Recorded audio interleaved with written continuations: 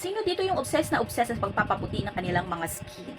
Meron akong product dito, trending na trending itong product nito dahil meron daw siyang 5 times speed whitening effect. So, natry ko din siya at napakaganda ng effect sa aking balat. So, ito si DW Alpha Arbutin. So, si Alpha Arbutin Serum, meron siyang 5 times whitening effect, clear dark spots, tapos i-firm niya yung mga skin natin and gagawin niyang soft yung ating mga skin. Yes, pwede po siya sa face and body kasi face and body serum po siya. Syempre kapag serum, mas madaling ma-absorb ng ating mga balat. At isa pa sa nagustuhan ko is pwede siyang ihalo sa mga whitening lotion. So sa kapag hinalo natin sa whitening lotion, mas mapapabilis yung effect ng whitening.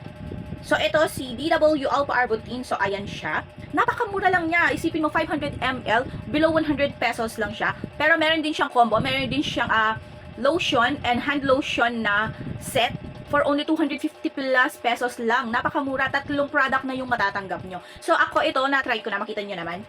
So, ilang beses ko pala siyang nitry at napakaganda ng effect. Nagustuhan ko yung effect niya sa akin dahil nakikita ko na kapag in-apply ko to, napakabilis ma-absorb ng aking balat at walang lagkit feeling. As in talaga pag linagay mo, napakalambot lang ng balat mo, walang lagkit feeling, hindi nag-oil. Pagka-apply mo sa inyong mga balat, na-absorb agad, at balita ko, itong Alpha Arbutin na ito daw yung ginagamit ng mga Thailander, kaya ganun sila kapuputi.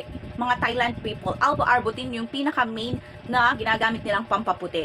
So, meron ding mga fake na ganito ha. Kung gusto niyo ng legit na ma-receive na ganitong Alpha Arbutin, DW Alpha Arbutin, nasa Yellow Basket yung link para maka-order kayo doon sa mismong legit shop na nagbibigay ng ganito. So, ano pang hinihintay nyo?